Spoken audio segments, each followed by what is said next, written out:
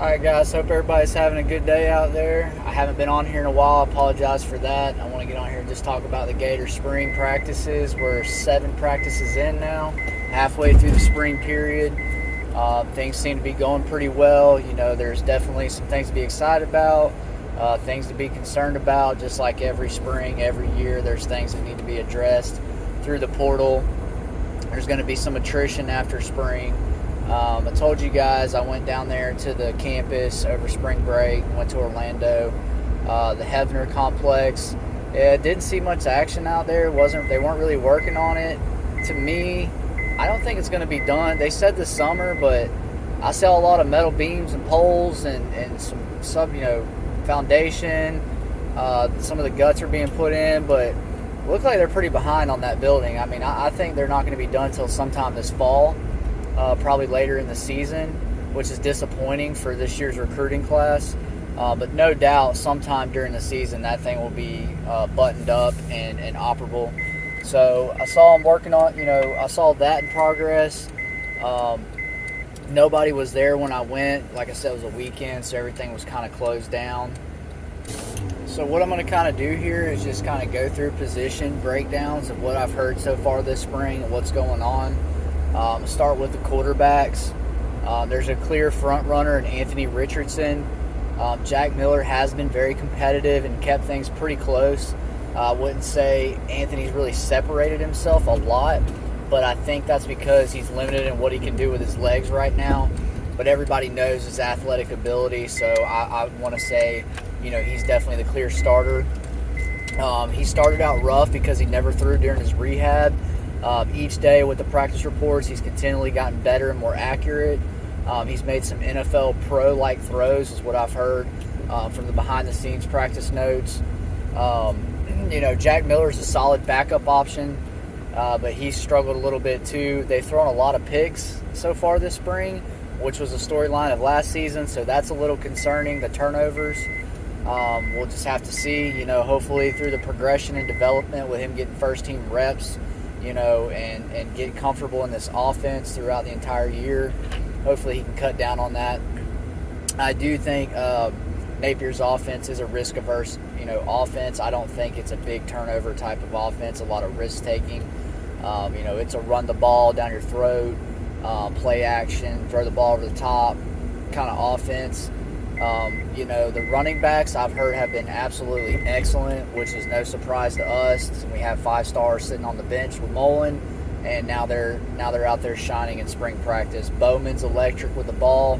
I've heard it's hard for him to keep his feet a little bit. He's struggling with that, and they haven't even started live tackling yet. So that's probably the one concern with him. Lingard runs too straight up, too high with his pads, but apparently he's the fastest back on the team. He's got the best straight line speed. If he hits a crease, hits the hole, he's gone if there's no one there. So really excited about them. 2 different type of playmakers. Bowman's got speed and the wiggle. And then you got Montrell Johnson, who was swimming a little bit when he first got there. Young guy learning the offense again, for the second time. So he kind of knows the offense from last year. But I think just being at Florida is a big deal, coming from Louisiana. That's not really much of a step up from a high school in some places. So it's kind of probably a culture shock coming to UF for any young guy or any new person at that size school. But now I heard he's starting to look pretty good. But it sounds to me like it's a 1A, 1B Lingard, and then Montrell Johnson in that third spot. Naquan Wright, I have a feeling he's going to transfer this fall. I don't think he's going to be in the rotation at all. So that's running back.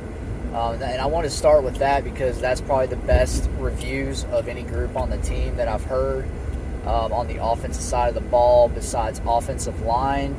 You've got Richard Guriage, left tackle. Heard he's looked excellent this spring. These guys have really developed a lot. You've got Ethan White, who's just looked average at best. I've heard he's really regressed. I think he's put on a little bit of bad weight again. Little side note here. I'm not really excited about this new weightlifting coach, Hawk. The reviews haven't been very positive. I've heard a lot of guys have come into spring looking kind of fat, kind of sloppy, and that's not something we ever heard about under Savage. So I'm a little bit concerned. I'm not going to say too worried yet. I'd put it on a 5 maybe if I had to rate it on a scale of 1 to 10, how worried I'd be. But that is something to pay attention to and look out for in the future, to see how these guys are developing their bodies. I don't think he's looking for the definition so much. I think he's looking for raw strength and speed on skill guys. But again, that kind of sounds like the McElwain era a little bit, so it kind of worries me. And then I've even heard from the media that the practices are run like to a T, like Jim McElwain. But the enthusiasm, the quirkiness isn't there. The demeanor, the coaching is totally different. So, but the practice design is a McElwain type practice. So he used that model from McElwain, and then a lot of stuff from Nick Saban, which makes sense. That's who he worked for. All right, center, big bright spot here. Kingsley Eguaquan is crushing it. I heard he's been just tossing defensive linemen left to right. Then right guard, you've had Braun, Richie Leonard at center. So I think we've got, a solid 7-8 guys on the offensive line right now. We've developed a lot of these guys, and they're getting a lot better. A lot of the young guys, second year now, are starting to really develop. Richie Leonard, I've heard, has looked pretty damn good. Then you've got Michael Tarquin, probably the biggest improvement award of the year is going to go to Michael Tarquin so far. I've heard raving reviews. He still needs to add some muscle and mass, which is what I was just talking about. He needs a little more size, but apparently he's been holding his own and probably come the furthest development-wise on the entire offensive line from last year to this year. So he's made that nice jump. Again, he's a junior. I think he's a junior. So, offensive line's one of them things. These are guys that we weren't, hearing good things about. Offensive line's a 2.5, 3 year, sometimes 4 year position before guys are, good quality starters on the offensive line. And that'd be nice to develop talent earlier, but that's going to take recruiting better talent, better guys. But so far, the offensive line sounds like they've been the dominant position group versus defensive line. They've gotten the better of the D line. I don't know if that's a good thing or a bad sign, because the offensive line was pretty crap last year. Towards the end of the season, they were only good about the first maybe 3 or 4 games. So that's a little scary. Let's move forward to wide receiver. So wide receiver, this is another kind of average group at best so far as the reviews go. A lot of meh kind of, reports coming out of practice. Jaquavion Frazier's has looked all right. There's just no explosive playmaker. There's nobody with that wiggle, that kind of Kadarius Toney type playmaking ability. We've got a lot of big, long, length, tall, bulky guys.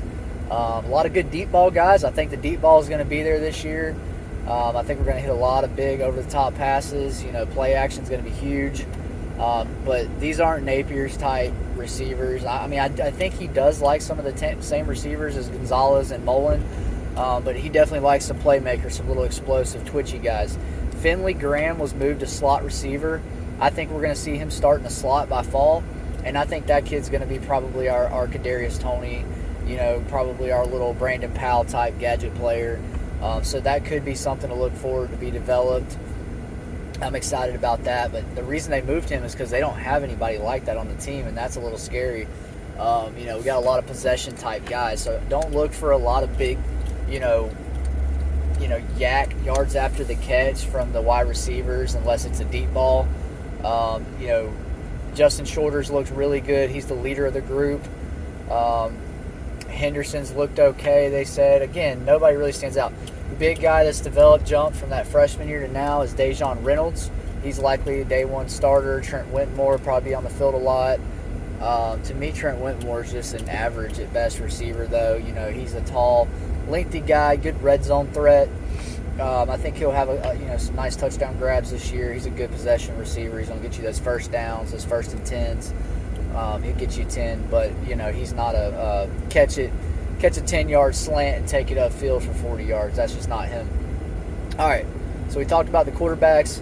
One thing, this shows how bad the recruiting's been in the past. The 2 freshmen have looked horrendous. I'll say that Del Rio Wilson has not developed at all. He's still swimming. Just the kid was never that good. He was overranked. He was top 130s in the nation coming out of high school, and just has not looked like that at all since he's gotten to Florida. Slow, big, thick guy, just not as athletic as I think people thought he was coming out of high school. Kid just not that good, and Kitna has actually looked better than him. He's got the pedigree, he's got the genes, he's got a real long, wonky release, but I've heard he throws a nice ball. I think Kitna has a better chance of being the starter in the future than Del Rio Wilson at this point. He might be our next Kyle Trask, who knows, but again, neither one of them have really done a whole lot to stand out or do anything. I don't know if either one of them will ever start at Florida. I think they will probably likely get recruited over. I think Kitna might stick it out. Del Rio Wilson, I believe, will transfer maybe this fall or next year coming into the spring. So that's the offensive side of the ball. Special teams, I have not heard anything about. You got the same old, Chris Howard. You got Trey Smack coming in.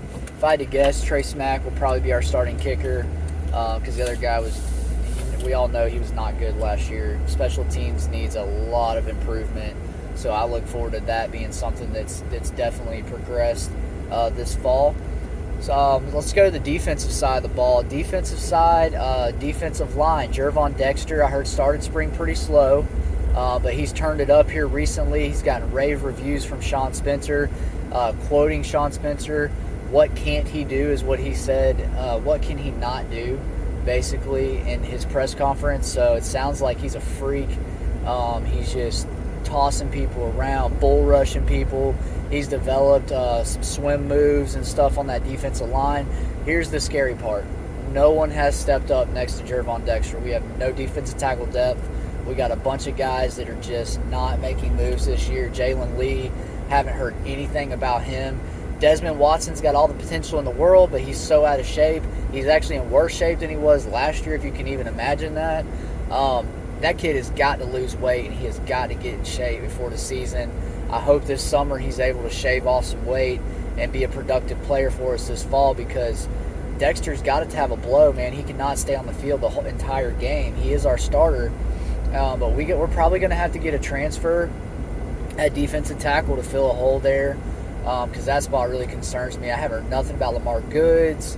I mean, there's a lot of depth there, a lot of bodies, but nobody. I mean, again, this goes right back to Mullins' recruiting being atrocious.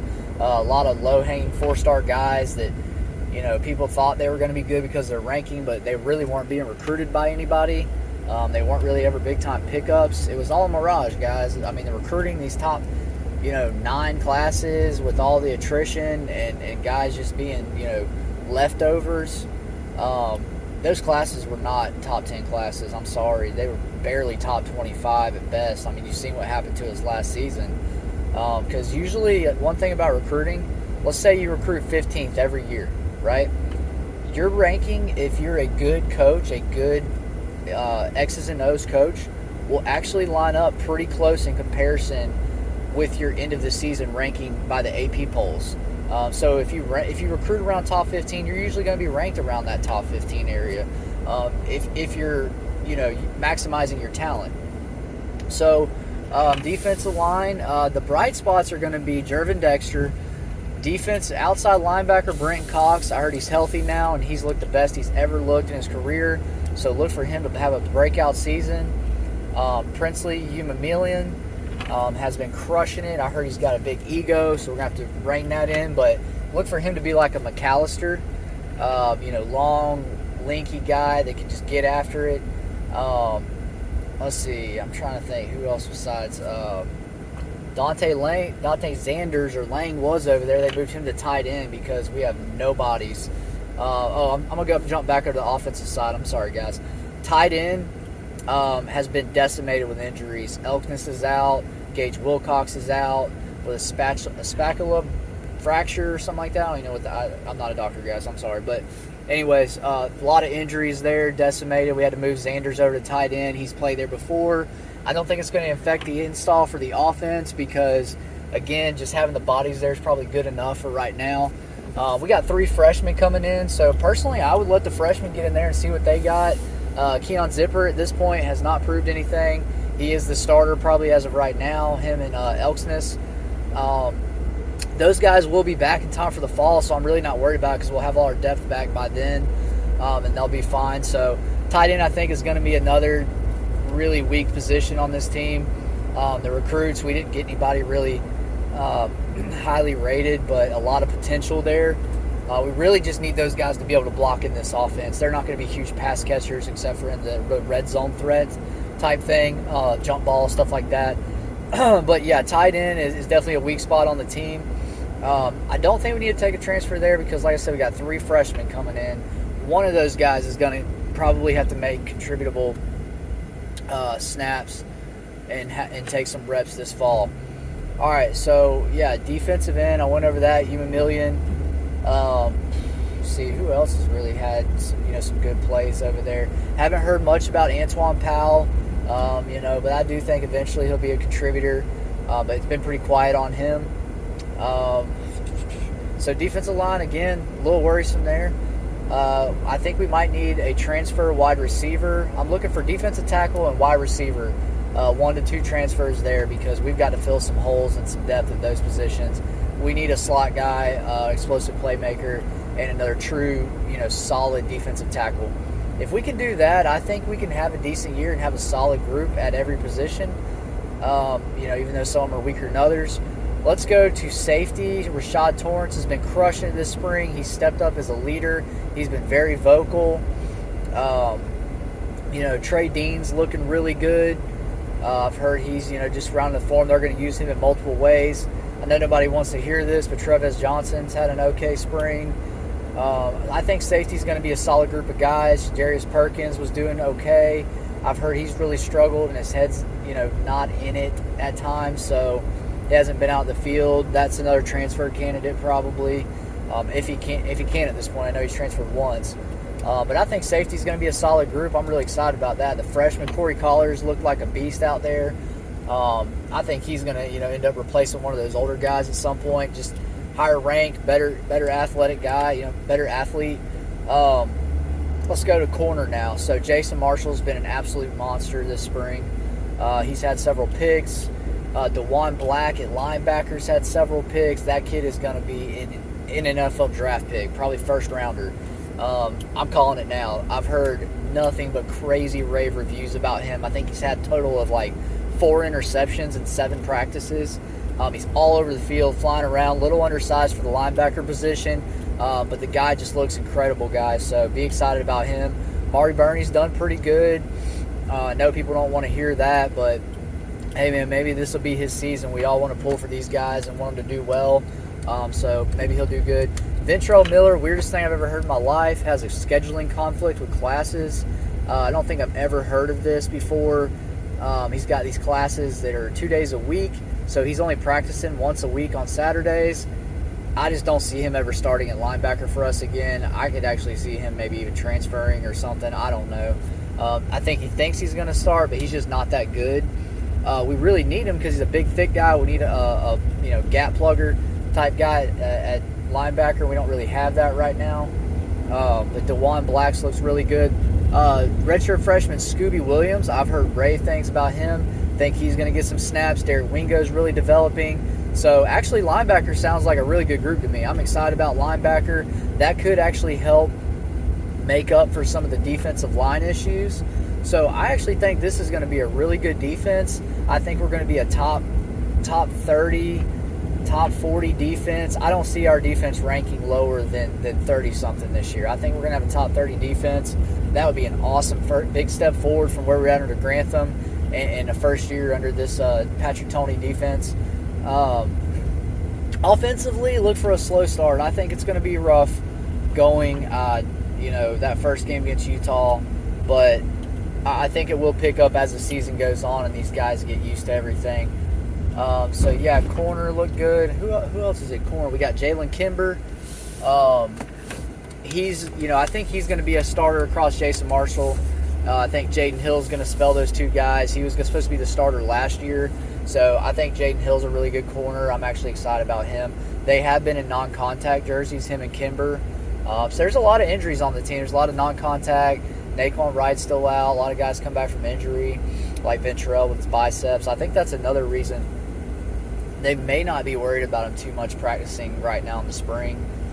They're still kind of going a little easy on Richardson with his leg, but I heard he is 100% healthy, hasn't had a single issue this spring.